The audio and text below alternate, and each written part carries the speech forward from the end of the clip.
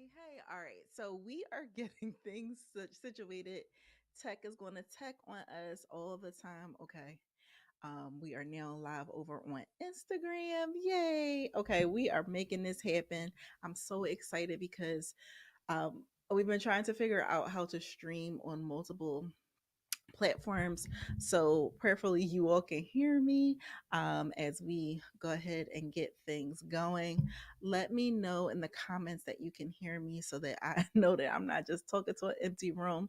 And if I am, that's okay. I just want to make sure that you all can hear me. I see some people coming in, so I'm excited about that. Thank you so very much because this is important. Okay, so we are going to do this live. I am committed to every Wednesday coming to you live, giving you more information, really showing you how easy it is to invest in real estate, the simple steps. And I'm going to break everything down. And this is specifically for women. Now, I know that I have a lot of male followers, and I love you all because you all are the ones that keep us going. However, I speak specifically to women because I know that I can help empower them, and they will go ahead and empower their whole household and make this thing possible. So, in today's episode, we're going to explore how to effectively prepare for your property vision in 2024. We're going to uh, really focus on that patience, staying positive, and financial planning when it comes to the real estate market. So, we've had some highlights of the week. Of course, if you all are not aware, we are for sure in um, full gear of launching our 5 day, I'm sorry, our 3 day challenge that's happening next week. It's happening on the 23rd of January. Every night from Tuesday to Thursday, I'm going to come on live and give you all just like a boot camp of like, this is what you need to do.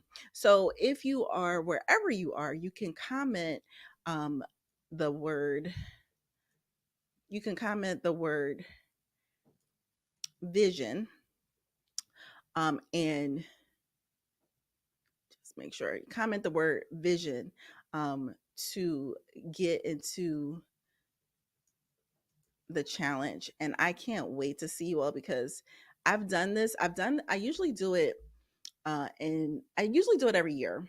However, because I've been like doing a lot of running around. We had a lot of clients that came through. It was so important for us to focus on those folks that I did not do it a lot last year. So this is the first one of the year. Promise you that it's going to be one of those things that you don't want to miss. And I promise you that once you get through it, you're going to have some more clarity on what's happening. So, for sure, I'm going to go ahead and talk about what's happening this week. So, one of our clients got under contract, which was awesome. She got under contract yesterday. If you're on my email list, you saw her story about how she is a CO.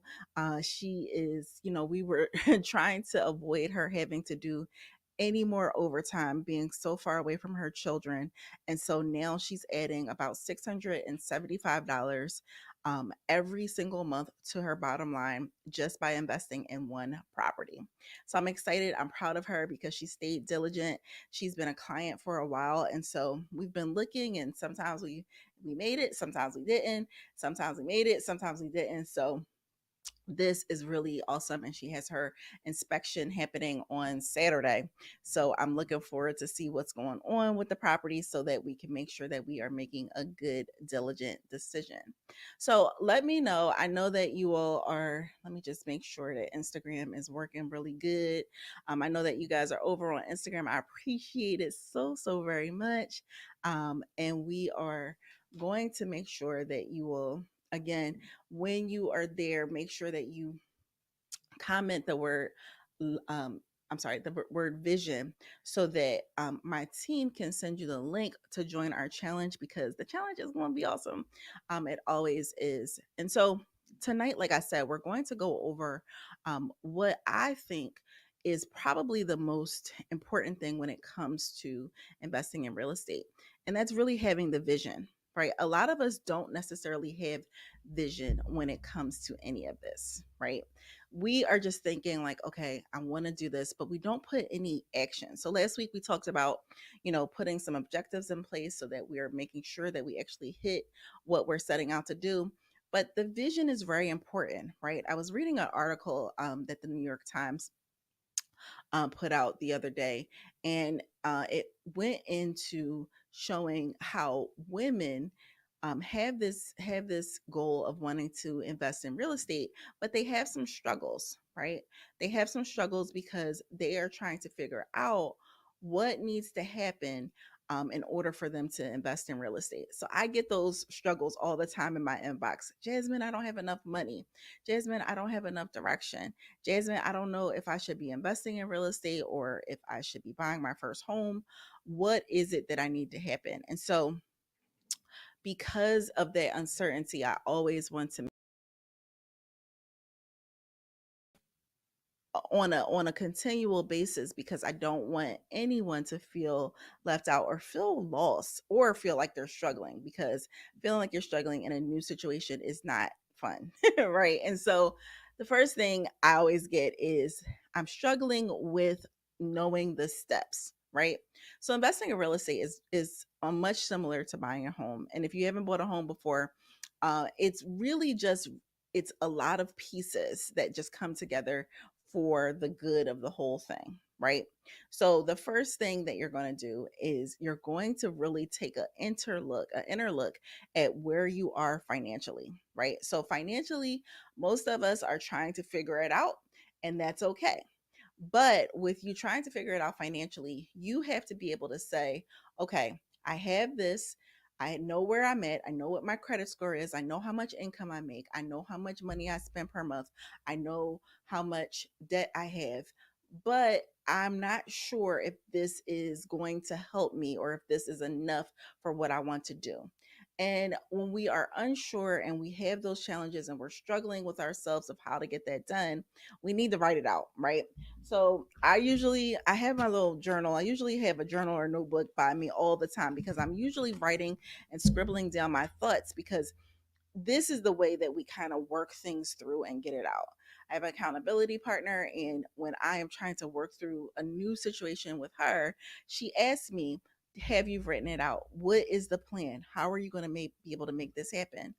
And once I write it out, it becomes plain to me, right? A lot of us don't write it out and it never becomes a true plan because we never really put any action behind it or have any objections with it.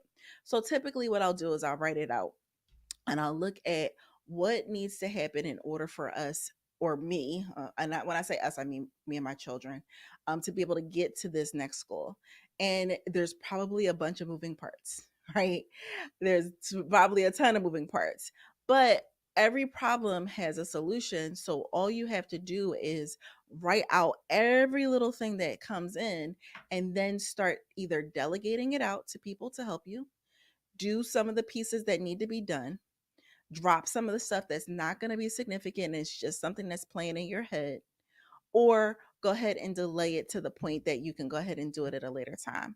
I know I talk about the 4Ds all the time, but it really is a great way when we have so much going on. Typically, that's the easiest way to solve any problem, and yet a lot of us don't, right? When I hear home buyers are struggling with a certain point or trying to figure out what they need to do, most of the time they're struggling with something that they have not thought out. They have not tried to put any action behind it because they feel like, oh, well, I'm not going to really think about this because I have so many other things to do. And even though this is a priority, this is not something that I could really just like kind of hash out today.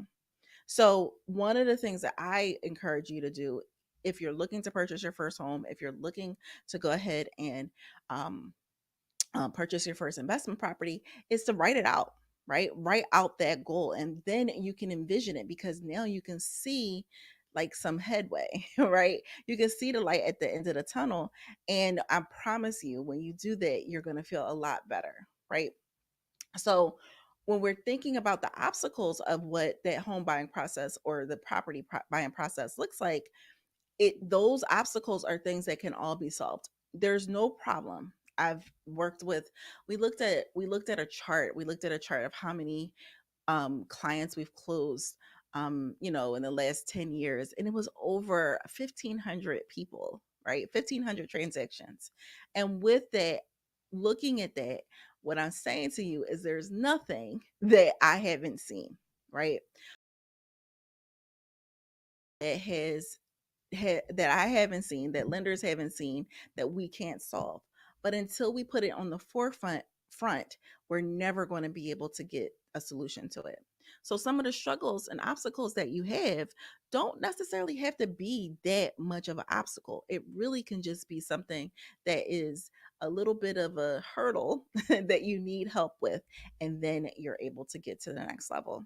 So um, when I talk about our client that just got under contract with her investment property, she had some hurdles, right? She had some money saved, but she was not confident in how to analyze property. And the best way to do that was for her to just continue to do it on and on and on every single day. Get the practice, look at the properties, don't second guess yourself, push the button, go see properties, talk to contractors, getting fully immersed into this and not just sitting on the sidelines saying this is something that you want to do. Once we went ahead and did that, she was able to really get into the groove of things and get it done.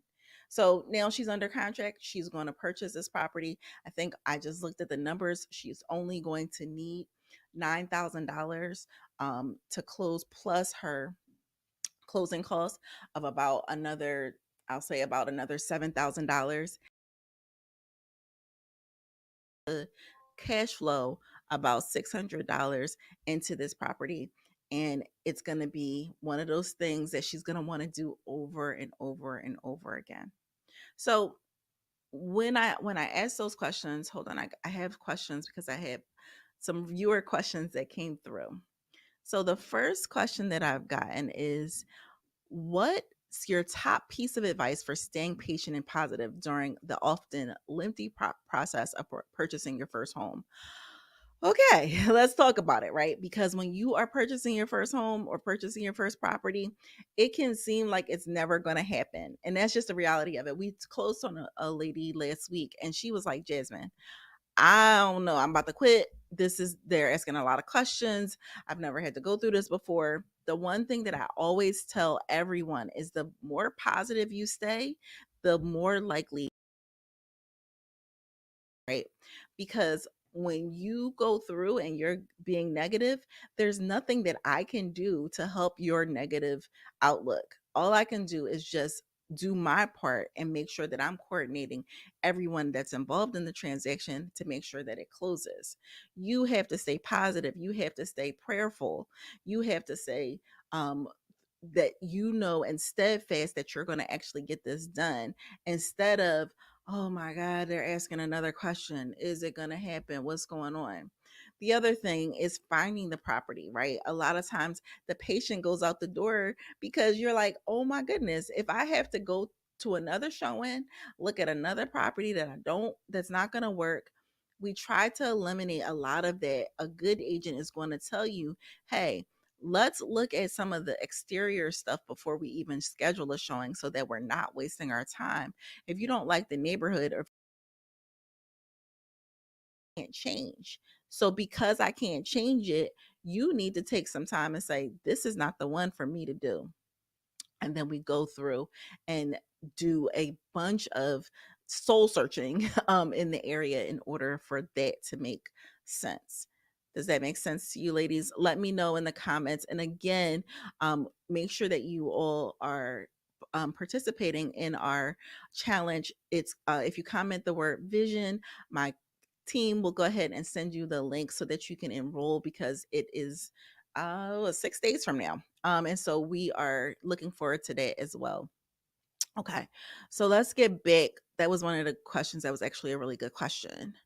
Let's see. Okay, let's see. Here's another question. For someone just starting out, what would you say is the very first step in buying their first property? but I'm going to go through it again because it's really important. The first thing that you want to do is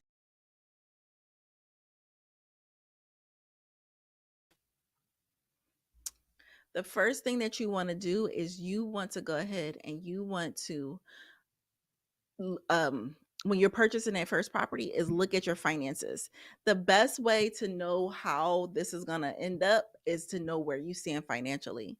So if you know, like I said, you're looking at your credit, you're looking at your debt, you're looking at your finances, you're looking at your income, you're looking at, what your pocketbook can stand, you're looking at your savings, looking at that credit score. If you're looking at all of those things, then that will help us be able to look at and see exactly what you can afford so that you're not spending and wasting your time on something that's kind of out of your range right now. And remember, out of your range today doesn't mean out of your range forever.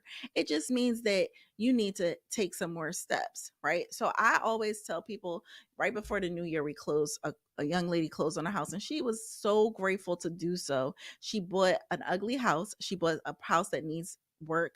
We were able to get her a $6,000 credit from the seller for the seller to be able to, she can go in and get some repairs done. And she's getting the stuff done. She got the house painted. She's getting her floors this weekend. What she decided to do was go through and get this done and not just dwell on what she didn't have, already.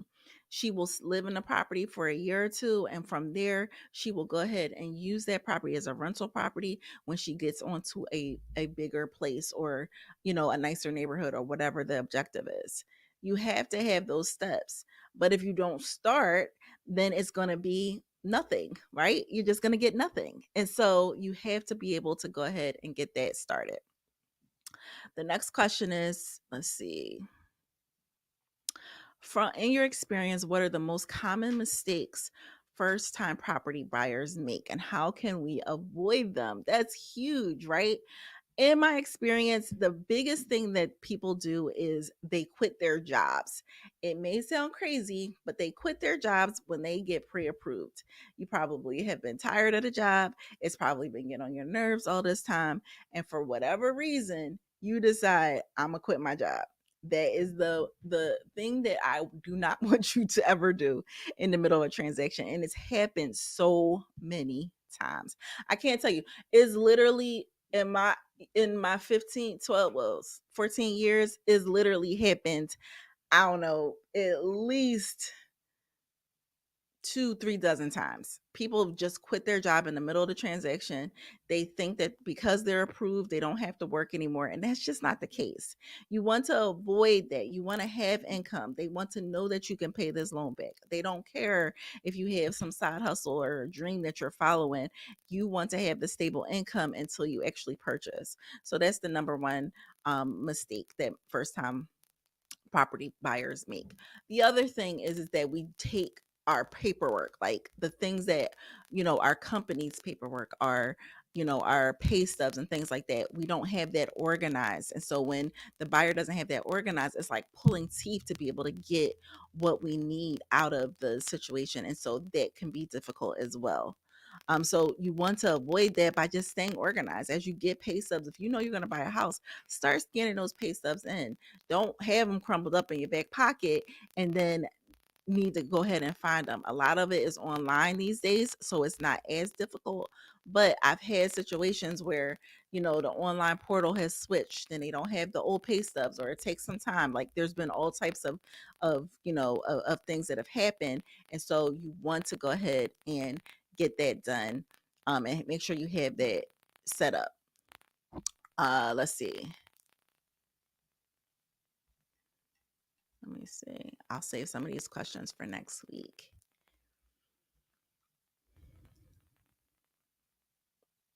So when you're thinking about your vision and what your intention setting looks like, that is so important, right?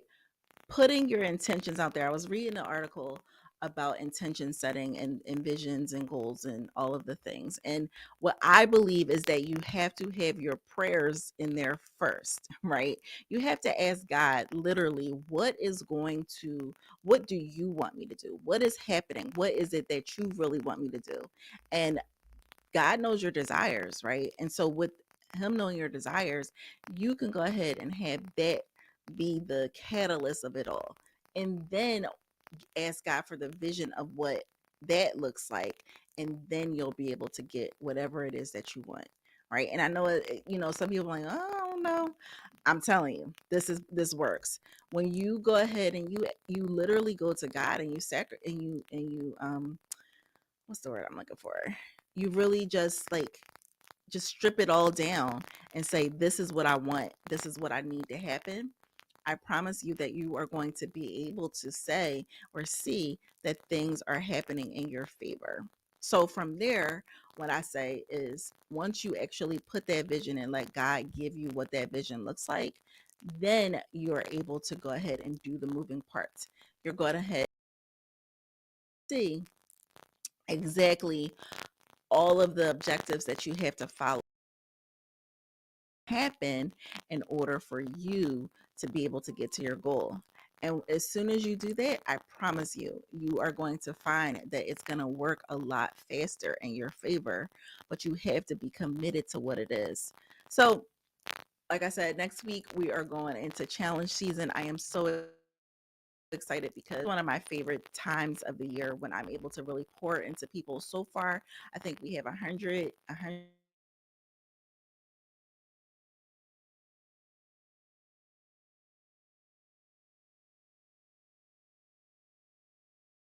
in my group, and we're going to be able to really deep dive into how real estate investing can help you be able to get to your wealthy goals. We have a lot of questions. A lot of women are like, well, should I invest in this? Should I do this first? Should I buy the first house? All of those questions will be answered as long as you show up for yourself. We are doing a scholarship. We are doing a way for you to be able to participate and work with me over the next 90 days, so that you can go ahead and get into this and really get it done. But you have to show up. So if you haven't already, make sure that you comment the word vision, and I will go ahead and get my team to send you a link so that you can go ahead and enroll into the challenge. You'll get all of your materials, your workbook, and everything. Get a head start on how things are really going to be able to work for you, and then be able to go deep, deep, deep into what is going to make sense for you in 2024 so that you can go ahead and invest in your first property. If I don't have any questions, I can't wait to see you all. I definitely want to make sure that if there's anything that you want me to discuss during the challenge, or if you want to teach, if you have some burning questions, always, always, always, my DMs are open. And of course, if you have any questions about if this challenge is for you, go ahead and send me a DM. And like I said, comment live, and I promise you, you will not be disappointed. There's been so much good feedback from all of the challenges that we've had over the years. And so I'm excited to be able to do this again and be able to get so many women in to feel empowered to get this done. So I appreciate you all. Thanks for going through with my technical difficulties. We are going to make sure that it's better and better. This is a challenge for me, right? This is something every time I'm like, all right, nobody knows that I'm going live. Nobody cares. But when I see people popping in, I see a bunch of my family over on Instagram, a bunch of my Facebook family popping in. I'm like, you know what? Women really want this information. And you know what? I'm going to come and I'm going to show up for them because this is what I committed to do. So thank you, thank you, thank you again. I am so grateful that you all show up for me every single time. The participation always is just off the floor, and I can't wait until you all see how 2024 is going to truly bless you. Thank you, and I will for sure see you all next week on the challenge. If you have any questions, DM me. And like I said, if you comment vision, we will go ahead and send you a link to the challenge. Talk to you all soon.